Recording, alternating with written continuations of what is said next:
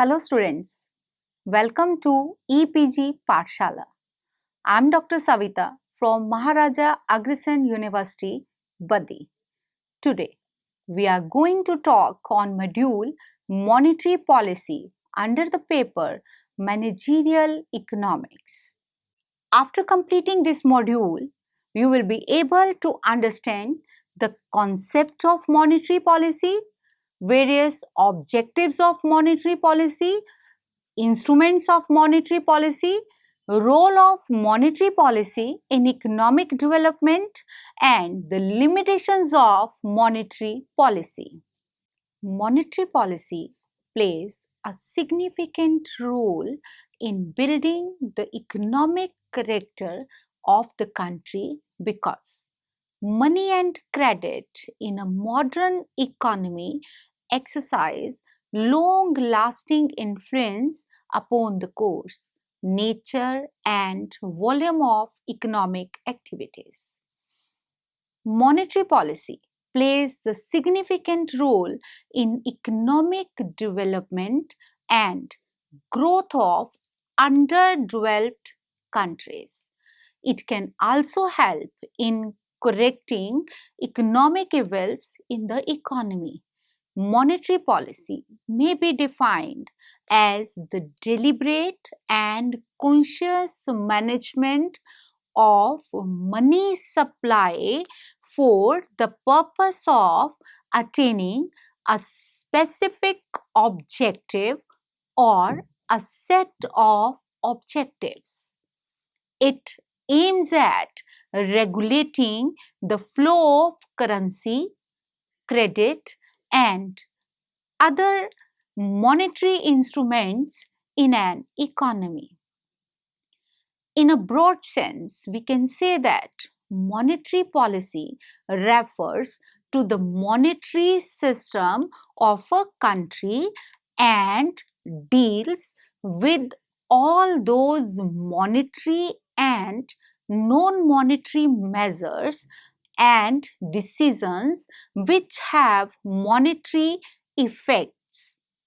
However, in its narrow sense, monetary policy includes only those measures and decisions of the state and the monetary authority which aims at controlling the volume of money, affecting the level of interest rates, influencing public spending and use of money and credit. In India, monetary policy is watched out by the Reserve Bank of India, which aims at managing the growth with price stability in the economy. So, in simple words, monetary policy consists of all those decisions of government and RBI with influence the volume and composition of money supply, the size and distribution of credit, the level and structure of interest rates. In India, Reserve Bank has sole right to issue currency against minimum security of 200 crore rupees, out of which 115 crore should comprise of gold and 75 crores of foreign securities. It is one such important macroeconomic policy through which the central bank influences investment, output, employment, and income. Objectives of monetary policy. The objective of monetary policy have been varying from time to time depending upon the nature of problems facing the countries and the general economic policy pursued by them. Earlier, the main objectives of monetary policy were the maintenance of price stability, rigidity of exchange rate, maintenance of full employment. But now, more attention has been devoted to the maintenance of full employment. With the emergence of developing countries, monetary authorities have been called upon in promoting the process of economic development. Main objectives of monetary policy are stability in foreign exchange rates, full employment, economic growth, price stability, stability of financial markets, and neutrality of money. Stability in foreign exchange rates. Exchange rate stability was the traditional methods of monetary policy. To achieve equilibrium in the balance of payments, monetary policy controls the flow of credit. Exchange stability means there is not much rise or fall in the rate of interest. If there is a deficit in balance of payments, the total supply of money is reduced and the domestic rate of interest is lowered. It brings down the price level and thereof encourages exports and discourages imports. However, whenever there is surplus in the balance of payments, the supply of money can be increased and rate of interest on foreign loans. Full employment. Full employment can be achieved in an economy by following an expansionary monetary policy. Monetary policy aims at achieving full employment level through infusing the flow of credit by keeping interest rates low in order to boost production activities. By providing concessional to productive sectors, monetary policy promotes employment. Economic growth. Monetary policy is usually regarded as a short-term policy measure aims at securing price stability or full employment in an economy. But presently, emphasis is being shifted to achieve a higher rate of growth of the economy, which is being considered as the objective of monetary policy. This applies to both developed as well as developing economies. So, economic growth is defined as a process whereby an economy's real national income increases over a long period of time. The primary task of monetary authority is to keep the fluctuations in the prices and economic activity at the minimum so that the process of growth is not affected adversely. The flow of money should be properly regulated. Price stability. Price stability keeps the value of money stable, eliminates business cycles, economic stability, and promotes economic welfare. Monetary policy stabilizes the economy from inflation and deflation by controlling the total flow of quantity of money supply. Money supply is freezed to curb inflation while increasing the supply of money in case of deflation. Mild level of inflation is good for the economy, but too much of inflationary pressure is supervised by monetary policy by following methods. Inflation rate between 0 to 3% a year is generally seen as being consistent with price. Stability of financial markets.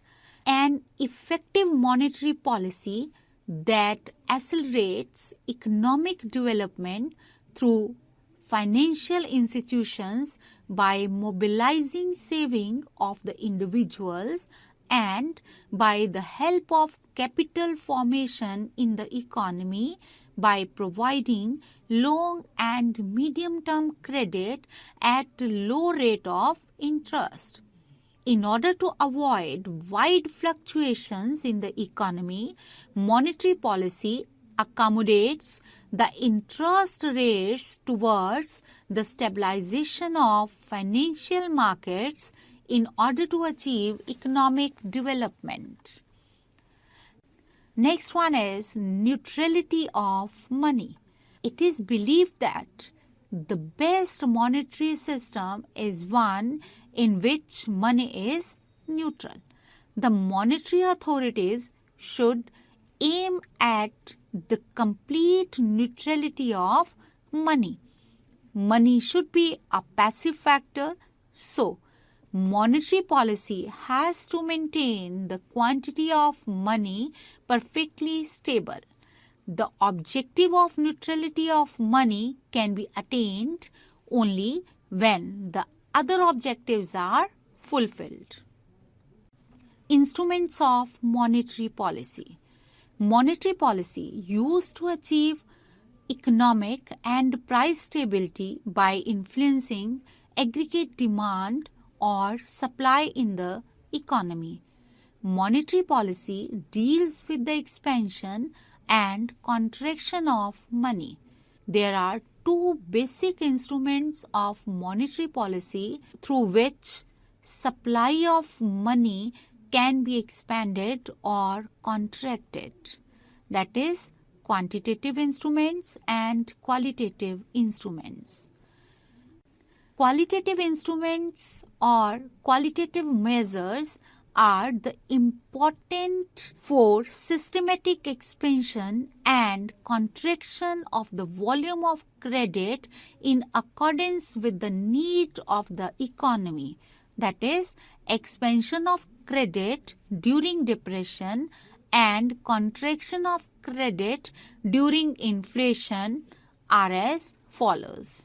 That is, bank rate, open market operations, cash reserve requirements, and statutory liquid ratio. Bank rate. The bank rate is the lending rate of the central bank to commercial banks. When the central bank increases the bank rate, the commercial banks also increase their lending rates, and it leads to contraction of credit. This policy is followed to check inflation or during general rise in price level. Bank rate is lowered during depression when there is need to expand credit creation by the commercial banks so as to encourage liberal loans to the borrowers for stimulating aggregate demand. Open market operations. Open market operations means purchase and sale of securities by the central bank to expand or contract the volume of credit of the financial intermediaries, that is, both banks and non-bank financial intermediaries. Cash reserve requirements. The commercial banks in each country are required by law to keep a certain percentage of their deposits as variable cash reserve ratio with the central bank. The central bank varies cash reserve ratio in accordance with the need of the economy. To expand the volume of credit, VCRR is lower down. Now, there will be more cash with the commercial banks to expand the volume of credit and To contract the volume of credit, it raises VCRR, which means less cash with the commercial banks to lend. Statutory liquid ratio. All commercial banks required to maintain under Section 24 of the Banking Regulation Act 1949 liquid assets in the form of cash, gold and others approved securities. This is known as statutory liquid ratio. These quantitative methods have only a quantitative effect on supply of credit. They are used for either increasing or reducing the volume of credit without regard to the uses to which the credit is to be put by the borrower. Now, we are going to discuss qualitative instruments or measures which are adopted by RBI to control the credit in an economy. RBI also makes use of certain qualitative, or we can say that selective instruments to control and regulate the flow of credit into particular industries or sectors of the economy to encourage productive and social desirable sectors and discouraging unproductive and socially undesirable sector. The important instrument of qualitative instruments are fixation of margin, regulation of consumer credit, direct action, moral persuasion and publicity, control through directives, and rationing of credit. Fixation of margin. The bank gives loan on the basis of tangible security or collateral security. The RBI fixes the minimum marginal requirements on loan for purchasing or carrying securities. Market value of the security and the amount lent by the bank against security is called margin requirement. If a central bank fixes a margin of 20%, then on a security of 10,000, the bank will lend rupees 8,000 only. If the central bank is to restrict credit to socially undesirable sector, it may raise the margin to 25%. In that case, bank will be able to lend rupees 7,500 only. In case the central bank desires to expand credit to socially desirable channels, it may lower margin to 10%.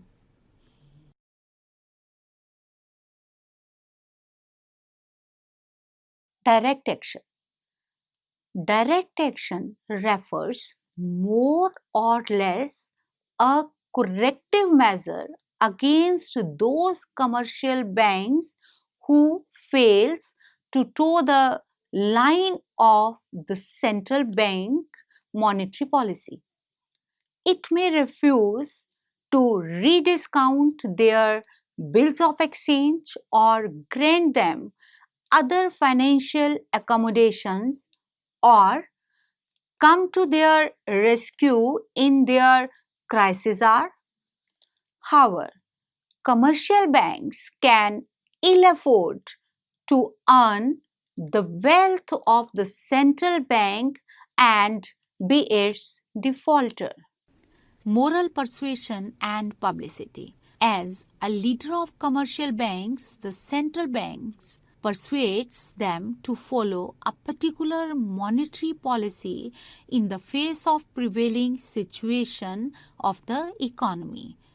In view of the vast statutory powers of the central bank, the commercial banks do heed to what the former says.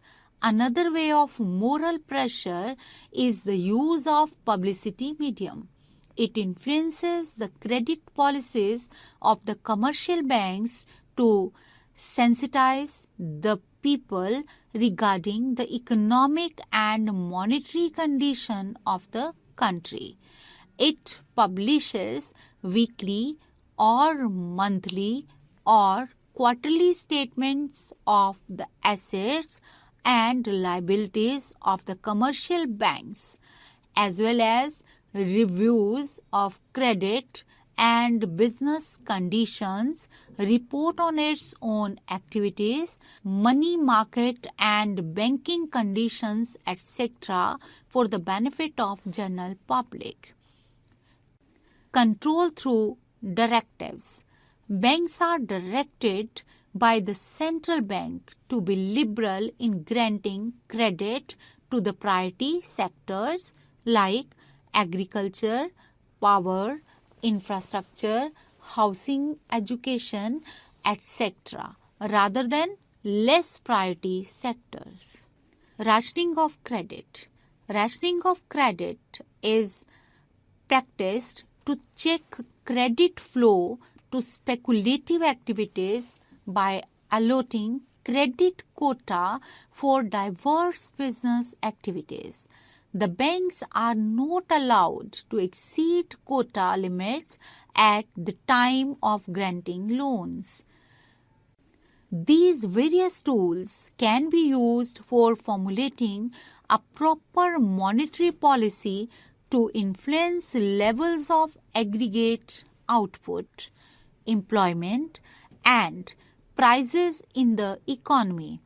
In times of recession or depression, expansionary monetary policy or what is called easy money policy is adopted. That is, by lowering bank rate, purchase of the securities in the open market, lowering the cash reserve ratio, reducing the restrictions on selective instruments, which raises aggregate demand and thus stimulates the economy and helps the recovery of the economy from depression. On the other hand, in times of inflation and overexpansion of the economy, that is during business upswing, contractionary monetary policy or clear monetary policy, that is by increasing bank rate, by sale of securities in the open market, raising the cash reserve ratio, increasing the restrictions on selective instruments is adopted to control inflation and achieve price stability in the economy. Now, we are going to discuss the role of monetary policy in economic development and growth. Economic development and growth is the main objective of the economic policies of developing countries in the world. Monetary policy doesn't confine to provide solution to boom and depression, but also to the development. Economic development is essential for the developing country to face the advanced countries in the world. The monetary policy can play an effective role in development and growth of underdeveloped countries. In an underdeveloped country, there exists a vicious circle of poverty. A large part of population is engaged in the agricultural sector where productivity is very low. People save a small part of their income, and even if they save, their savings are not invested in productive sectors. The manufacturing sector has not developed in such an underdeveloped economies. Development programs in such an economy should aim at increasing the productivity of labor force, either within the sector, in which labor is already employed, or, if necessary, by an intersectoral transfer of labor force from the agricultural sector, where productivity is lower, to the manufacturing sector, where the productivity is higher. The monetary policy of the central bank can assist greatly such transfer of resources from the low productive to high productive sectors.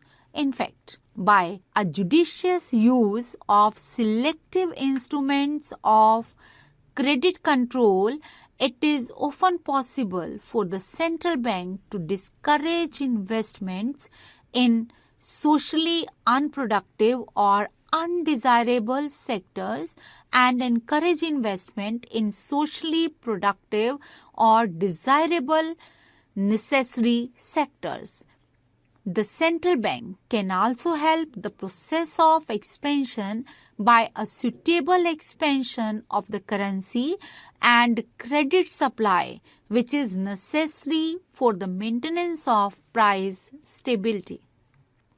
In underdeveloped economy, central bank has to play the part of regulator of the currency and credit supply side by side with the role of provider of the necessary amount of liquidity for financing and expanding volume of production and trade. The regulator of the currency and credit supply is necessary because of extreme sensitivity of such an economy to the forces of inflation. In fact, unlike in the developed economies, in the underdeveloped economies, inflation may coexist with unemployment. Role of monetary policy in underdeveloped countries is very crucial as compared to developed countries due to lack of existence of organized and developed money market, lack of organized banking system, scarcity of financial institutions, and unequal interest rate prevailing in different sectors of economy. Price stability. Maintenance of stability in the domestic price level is an important condition for economic development and growth. In underdeveloped countries, inflation is most susceptible. It generally occurs when there is an abnormal increase in the effective demand due to government expenditure. The monetary authority should keep a constant watch on the movement of prices by regulating the supply of money and credit so that inflation can be controlled. Appropriate adjustment between demand for and supply of money. In the underdeveloped countries, economic fluctuations occurs because of lack of proper adjustment between demand for and supply of money. Economic development results in rising demand for money because of the increase in the volume of production and transaction. The regular rising demand for money makes it imperative for the monetary authority to increase the supply of money at a rate that is roughly equal to the rate of increase in real income. Strengthen financial institutions. Monetary policy can speed up the process of economic development by improving the currency and credit system of the country. To achieve the purpose, More banks and financial institutions need to be established for larger credit facilities and to mobilize savings for the productive purposes. The expansion of banks and other non-banking financial institutions can help both in generating banking habits among the public and the transform saving into capital formation. In underdeveloped countries, there is existence of vast non-monetized sector which is not affected by the changes in the quantity of money and interest rates, and such this sector remains outside the effective control of the central bank. So all efforts must be made by the monetary authorities to expand the sphere of the monetized sector to make monetary policy a success. Suitable interest rate structure. Monetary policy can help in developing countries to adopt most appropriate interest rate structure which can stop fluctuations in the money market as well as investment activities. If economy wants to establish equilibrium between saving and investment, then appropriate interest structure should be followed. Monetary policy and investment. Monetary policy has an important role to play in boosting up the level of investment by making available saving or resources mobilized by banks for the purpose of investment and production. The banks fulfill this task by offering bank credit for investment to business and industry. Promotion role. In underdeveloped countries, the monetary authorities have a promotional role which will improve the efficiency of the banking system as a whole. So, monetary policy plays an important role in underdeveloped or developing countries. Economic development in developing economy needs economic planning, and monetary policy is a tool for economic planning. Monetary policy can promote capital formation by encouraging savings in the economy. Monetary policy by adopting suitable rate of interest and expanding banking facilities can attract the private investors to invest funds.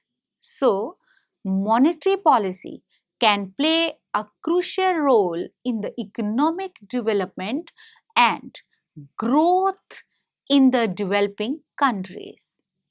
Limitations of monetary policies. The importance of monetary policy is realized in the fact it tries to promote economic development by supervising inflationary and deflationary gaps, disequilibrium in balance of payments, stability in exchange rate, infusion of capital formation, yet monetary policy faces certain barriers which are highlighted as under. Money market is not organized. There is a huge size of money market in our country which is unorganized, such as indigenous bankers like money lenders, etc. They do not come under the control of the RBI. Thus, any tool of the monetary policy doesn't affect the unorganized money market, making monetary policy less effective. Large non-monetized sectors which hinders the success of the monetary policy, since all the transactions conducted therein are mere barter exchanges. People do not deposit money with banks rather than use them for conspicuous consumption, etc. Such activities encourage inflammatory pressures because they lie outside the control of the monetary authority. Large number of NBFLs. Coverage area of monetary policy is limited since monetary policy covers only commercial banking sector. Other non-banking institutions remain untouched. NBFI, which do not come under the purview of monetary policy, greatly hampers to achieve the objective of monetary policy in the less developed country. Existence of parallel economy.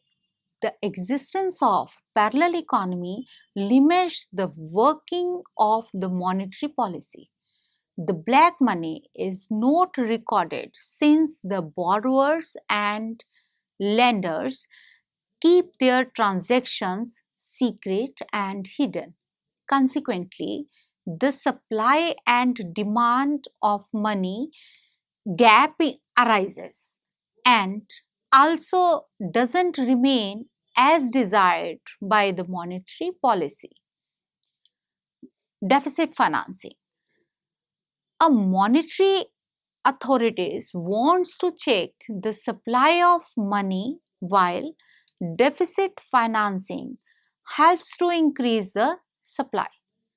In today's scenario, deficit financing is the main source of financing development activities, and thereof with deficit financing, objective of monetary policy becomes inoperative. Only a persuasive economy. In underdeveloped economies, monetary policy is soft, persuasive, and lenient, which sometimes leave a scope of tax evasion, antisocial elements, black money, etc. in the economy, which limits the effectiveness of monetary policy. Time lag. Monetary policy works judicially only after series of time lags. The time gap between the formation of the plan and implementation of it is known as time lag. These lags can be further divided into two phases: inside lag and outside lag. Inside lag. The inside lag is the amount of time taken to enforce a policy and its effect in the economic activities. There are a further division into two types. One is recognition lag, is the time taken to recognize the required changes after adoption of the policy, and action lag is the effect that demonstrates itself after a long time lag is known as action lag. Outside lag. Outside lag is a lag which needed by the customers, firms, government and the outside stakeholders to have an impact in the economic activities due to change in monetary policy. Outside lag is the reaction of the external stakeholders towards the adoption of the policy. Poor banking habits. Lack of awareness and poor banking habits of individuals, such as preference to use cash rather than checks, lead to circulation of money in the economy only without coming back to banks for deposits, which ultimately leads to reduction in credit creation in the economy. So students, let's now summarize what we have learned in this module. Monetary policy is concerned with changing the supply of money stock and rate of interest for the purpose of stabilizing the economy at full employment or potential output level by influencing the level of aggregate demand. There are two types of monetary policies, that is expansionary and contractionary. There are two monetary instruments through which RBI control the money supply in the economy, that is quantitative and qualitative instruments. In developing economy, monetary policy plays a significant role in accelerating economic development by influencing the supply and uses of credit, controlling inflation, and maintaining balance of payments. Once development gains momentum, effective monetary policy can help in meeting the requirements of expanding trade and industry by providing elastic supply of credit. Thank you.